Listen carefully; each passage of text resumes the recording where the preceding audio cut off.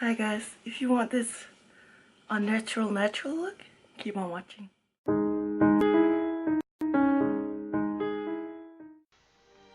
Hi friends, if you want to learn to look natural, but not this natural, keep on watching. I always like to start off with lip balm. I'll just let it settle while I do my makeup. This primer is definitely my favorite primer. It does what it says, blurs. I always use concealer before foundation because it's gonna get a more natural look while hiding all your flaws. And as you can see, I have a lot. I prefer this sponge over the beauty blender, but you can use whatever you prefer. Remember to shake this foundation especially extremely well. Now I like to apply it around my cheeks first because that's where I have a lot of problem areas, and then blend the rest out over my nose because I don't really need that much coverage there. Now this foundation is not for people with dry skin. It can sometimes even flake on me, even though I have combined skin. It's especially a problem around the nose area, but if you use the right primer, it won't be a problem. I use the concealer just a few shades lighter since we don't want that extremely white triangle. Even though I'm putting a lot on, you can get away with a little less because this has to show up on camera. The reason I don't apply it exactly straight is because I had a very crooked nose, but you do whatever fits your nose type.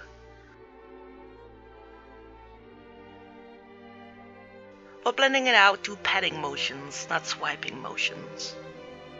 The sponge is also really great because it has two sides, one for big areas and one for small areas. Again, I like it more than a beauty blender. Now I noticed watching this back that the colors are not always as they really are, but until I get better lighting, which I will soon, I hope you can put up with me and forgive me.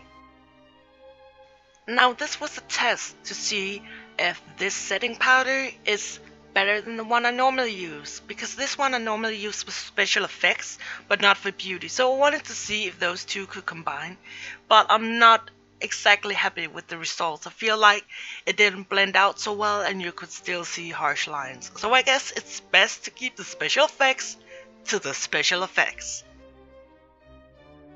A good trick to eyeshadow primer is to apply it, wait a minute, smudge out the fine lines, and then set it.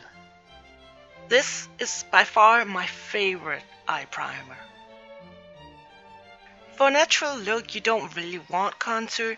Unless you have 3 chins as me, then you probably need this step as well. I like to let my contour sit a bit, but not bake, because powders has a tendency to, wear off kinda quickly throughout the day. Now I've set my eyeshadow primer. I used this powder, but it's actually a powder foundation, but you can use it on top of another foundation for extra coverage. Taking Makeup Geek confection, I put it all over my lid. Now this is another example of a color that doesn't show up that great on camera, but in real life it's very beautiful.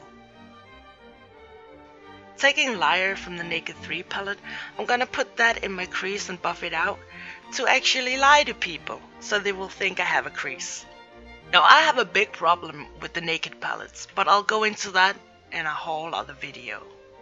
The reason I still use it is because the colors are so pretty, but the payoff and the staying power is absolutely silly.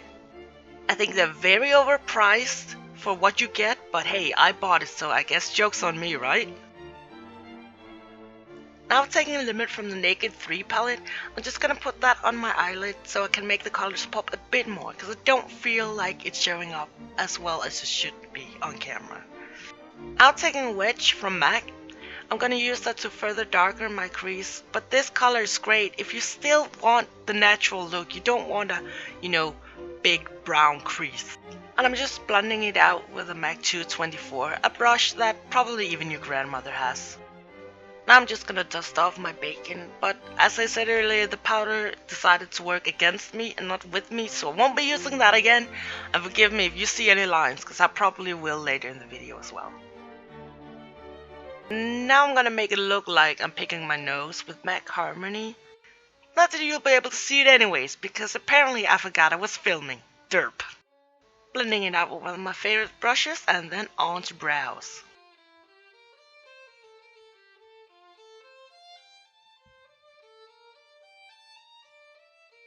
Now more Wedge from MAC. This is a really good shadow if you're a redhead and you like to do your eyebrows with shadows. I'm just applying it with an H&M Duo brush. It's really good and cheap as well. A good tip for using this brow gel is to take it and wipe it off like you would do with mascara. Once you've done that little tip, it's a damn near perfect product. It's gonna last you all day, all night, and I'm definitely going to buy it in a lot of different colors. Taking that same duo brush from H&M and Carbon from MAC, I'm gonna lightly do an eyeliner. It's a really good idea to do it with shadow. You could even use a dark brown shadow if you wanted less drama, but it's a really good idea because you can smoke it out and it will look kinda natural. As you can look with all this makeup on. Now I have very shaky hands, so when I curl my eyelashes it might look like I'm squeezing extremely hard, but don't worry, I'm not. And neither should you. I've never liked inner corner highlight until I met this color, so I'm gonna do it for that extra pop. Applying mascara, starting from the bottom, wiggling it up, and remember to wipe the brush. For that extremely unnatural natural look, you want to apply it to the middle of your cheeks and not your cheekbone. This is a really great blush and it's a cream blush, so it's gonna stay on longer and it's definitely worth the money.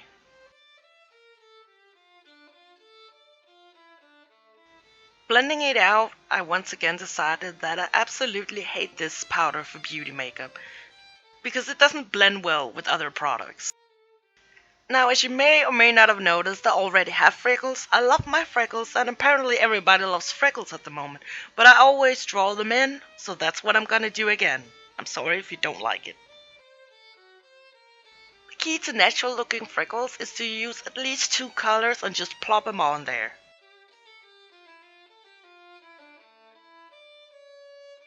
A good tip is to put some powder on your freckles so it looks like you just put makeup on your natural freckles, because at this point in time we're not fooling anybody.